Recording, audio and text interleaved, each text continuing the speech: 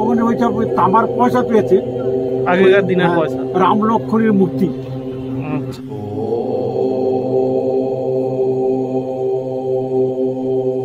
কোনো আটুয়াতে নিচের লম্বা লম্বা মানে কঙ্কাল গুলো, কঙ্কাল। তাদের কাছে হাজার হাজার বছর আগেকার মন্দির।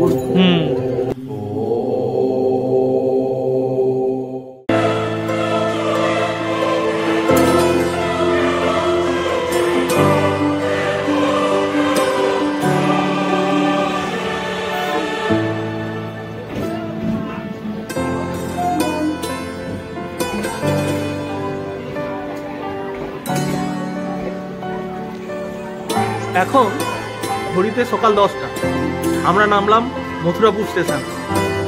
এখান থেকে বাস বা অটো ধরে পৌঁছে যাব রায়দিঘি, এবং রায়দিঘি থেকে অটো বা টোটো ধরে পৌঁছে যাব জটার দেউল।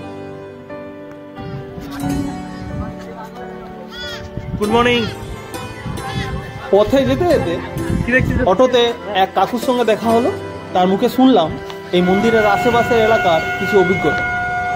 আগুন দেখা যাচ্ছে যে প্রদীপের জ্বালার যে তাকটা আছে, যায় সে তাক মতো তোমার মতো মানুষ দাঁড়িয়ে তার উপরে আরেকজন লোক দাঁড়াবে, তাও সে তাক সমান হবে। তাহলে উঁচু হয়ে গেছে?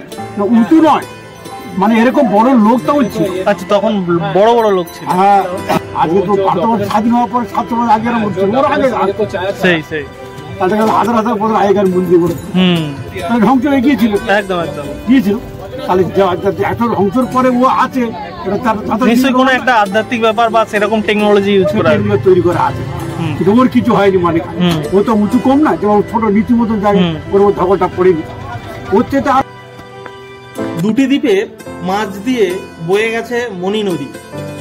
আর এই দুটি দ্বীপের মধ্যে যোগাযোগ ব্যবস্থা উন্নত করার জন্য 2015 সালে শুরু হয়েছিল এই ব্রিজটি, যা রায়দিঘি ব্রিজ নামে খ্যাত।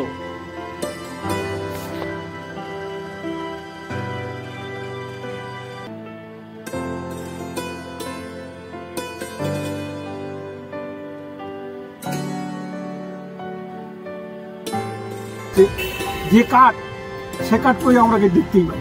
অন্য কোনো গাছের কাঠ? হ্যাঁ, অন্য কোনো গাছের কাঠ না, দেখা যাচ্ছে যে লাল চন্দন কাঠের মতো, লাল টক বাপরে করতে কাঠ। আর ওই নৌকা ছিল বেতের নৌকা তখন। হ্যাঁ, ওই মাঝে মাঝে মাটি পাওয়াটা আছে। আচ্ছা, মাটির নিচে।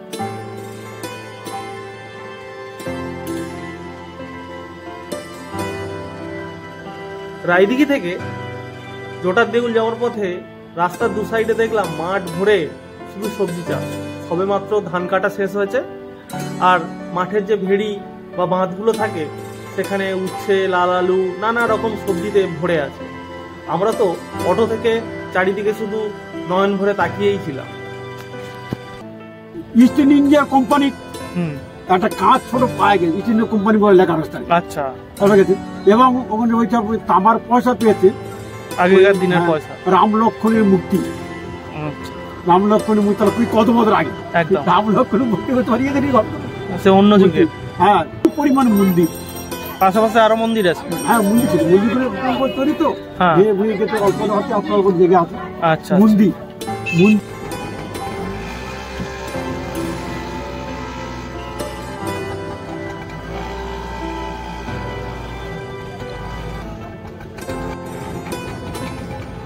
অটোতে যেতে যেতে যত মন্দিরের কাছাকাছি যেতে লাগলাম, দেখলাম শহর থেকে দূরে কত সুন্দর একটা গ্রাম।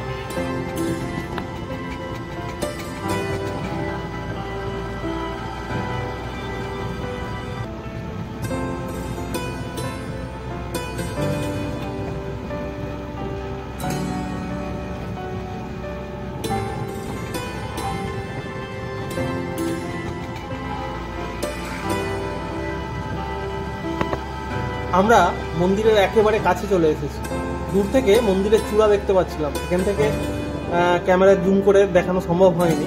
এইবার আমরা মন্দিরে নামবো।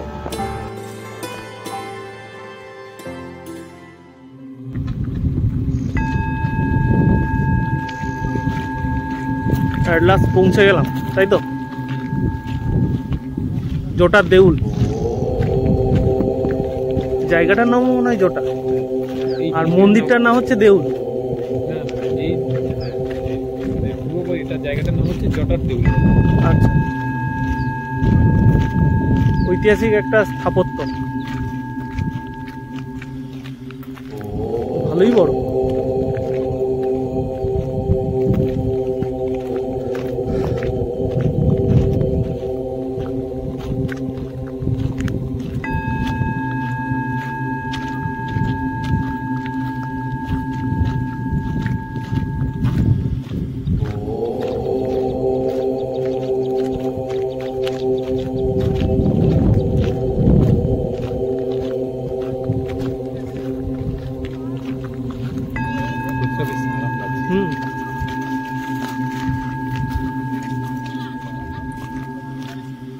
পুরো ফাঁকা জায়গায় ভাব, যারা প্রথম দেখেছিল জঙ্গল কাটতে কাটতে হঠাৎ দেখতে পাচ্ছে যে এখানে একটা দেউল আছে। মানে এটা হচ্ছে শিব মন্দির। আচ্ছা,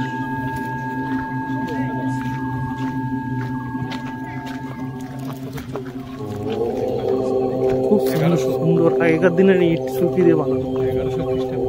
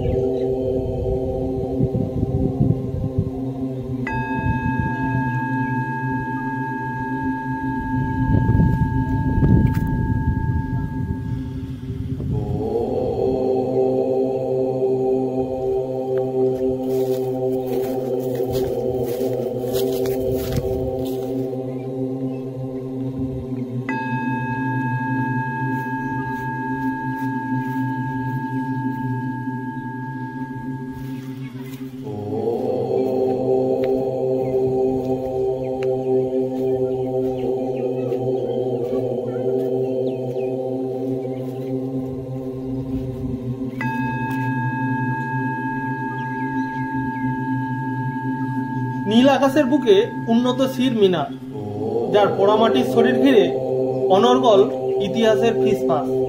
জটাধারী মানে শিব, তাই স্থানীয়রা এটিকে শিব মন্দির মনে করেই পূজা অর্চনা করে আসছেন।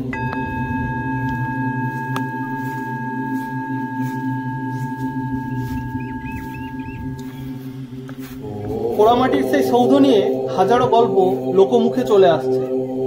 শোনা যায় দেউলের আশেপাশে মাটি খুঁড়ে শুঙ্গ, কুষাণ, এমনকি পর্তুগিজ যুগের মুদ্রা এবং দেবদেবীর মূর্তি পাওয়া গিয়েছিল।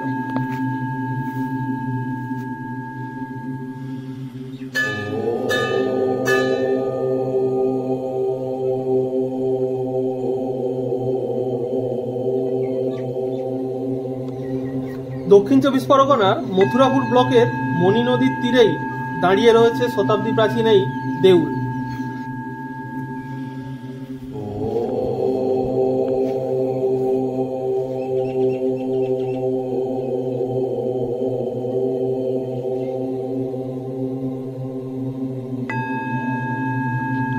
(1868) সালে এই জটার দেউল সংলগ্ন জমিতে ব্রাহ্মণ ও জৈন দেবদেবীর সঙ্গে বেশ কয়েকটি পাথরের বুদ্ধ মূর্তিও পাওয়া যায়।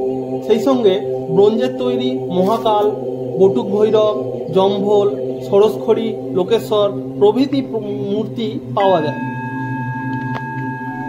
নাথ যোগী সম্প্রদায়ের মানুষই এই মূর্তিগুলো পূজা করতেন।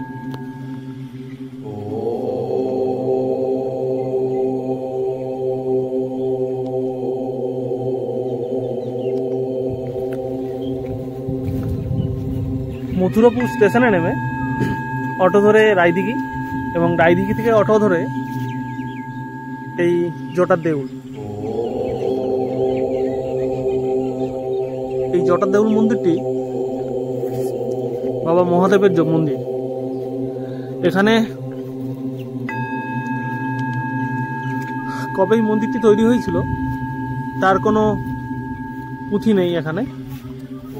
আর্কিওলজিক্যাল সোসাইটির ঘোষণা মতে আনুমানিক খ্রিস্টীয় 11 শতকে ইটের নির্মিত এই দেউল কলকাতা মহানগর হতে জাতীয় সড়ক ও রাজ্য সড়ক পথে আনুমানিক দূরত্ব 80 কিলোমিটার।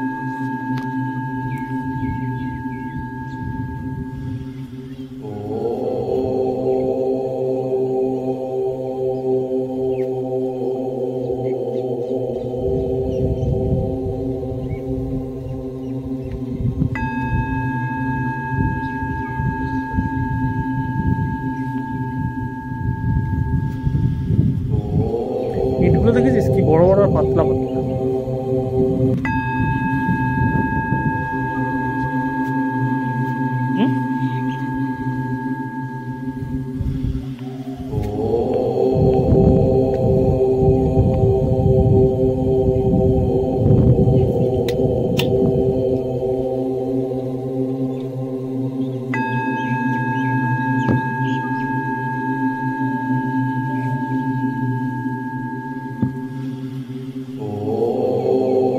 ভিতরে বাবা মহেশ্বরের শিবলিঙ্গ আছে এবং বাবা মহেশ্বরের অনেক মূর্তিও আছে এখানে।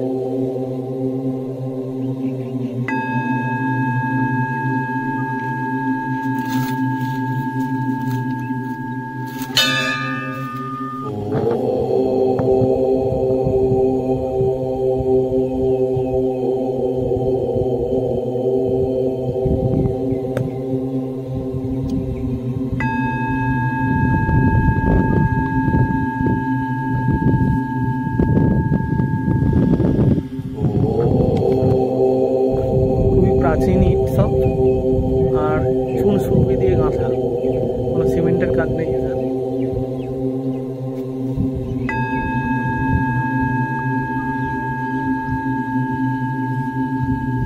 প্রাচীন এই সৌধটি 1860-এর দশকে তৎকালীন মথুরাপুর থানার অন্তর্গত লর্ড নম্বর 116-র গভীর জঙ্গল পরিষ্কার করার সময় আদিগঙ্গার খাত থেকে আবিষ্কৃত হয়। তবে সৌধটি ঠিক কবে, কখন, কিভাবে তৈরি হয়েছিল তা নিয়ে কোনো সঠিক ধারণা নেই।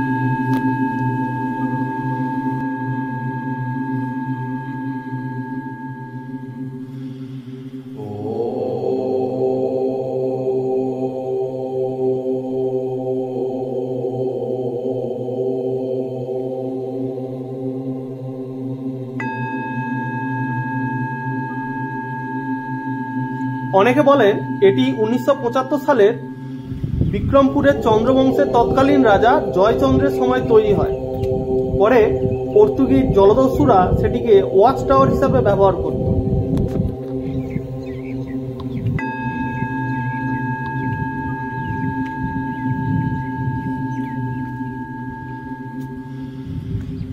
সুন্দরবনের গভীর অরণ্যে বাংলার প্রাচীন সরু ইটের তৈরি এই মন্দির। উচ্চতা প্রায় 98 ফুট। বাইরের প্রতি দিকের পরিমাপ 9.30 মিটার।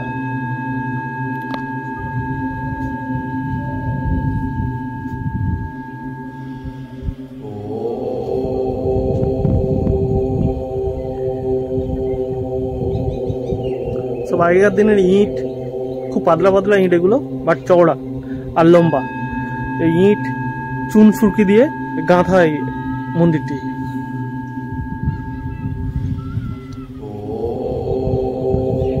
এত সুন্দর করে গাঁথা, কি বলবো, এত ফিনিশিং। কিছু কিছু জায়গায় আছে, আমাদেরকে দেখাবো। মন্দিরটি কিছু কিছু জায়গায় খুব নোনা লেগে গেছে, তাই জন্য ইটগুলি ক্ষয়ে গেছে।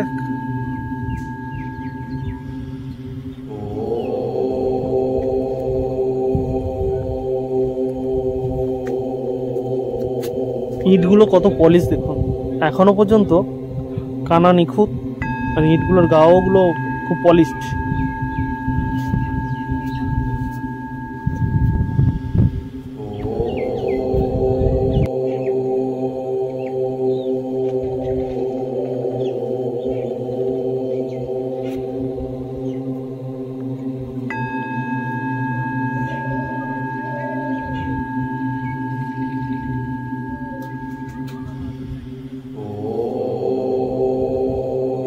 শুধুমাত্র বাংলাতে নয়, গোটা ভারতেই ইটের তৈরি প্রাচীন দেউল খুব কমই আছে।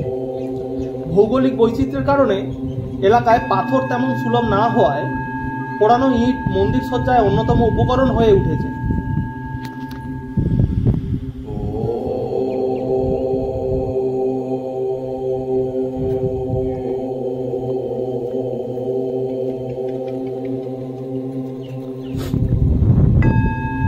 এই মন্দিরটি এখানে ছিল কেউ জানতো না। তো ইংরেজ সরকারের আমলে যখন জঙ্গল কেটে পুরো লট নম্বর তৈরি হচ্ছে, 116 নম্বর লট এই জায়গাটা পড়ে, মানে 116 নম্বর লটটা এই জায়গার মধ্যে পড়ে। যখন সুন্দরবনের জঙ্গল কেটে বসতি স্থাপনের জন্য এগুলো পরিষ্কার করা হচ্ছে, তখন হঠাৎ যারা পরিষ্কার করছিল তাদের চোখে এই মন্দিরটি পড়ে। এর আগে কেউ জানতো না এখানে মন্দিরটি আছে। তারপরে ভারত সরকার এটিকে সংস্করণের দায়িত্ব নেয়, তারপর থেকে এটি থেকে গেছে এখানে।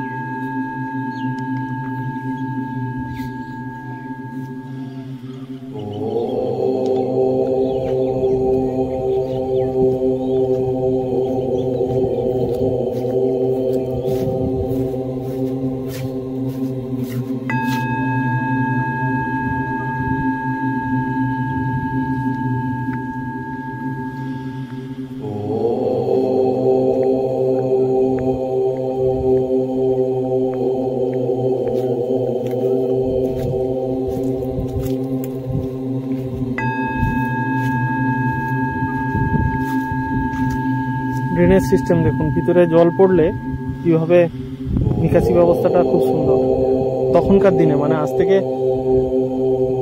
1500 বছর আগের কথা বলছি, তখনও মানুষ, মানে যে আর্কিটেকচার এটিকে প্ল্যান করেছিল, খুব সুন্দর ড্রেনেজ সিস্টেমও করেছিল।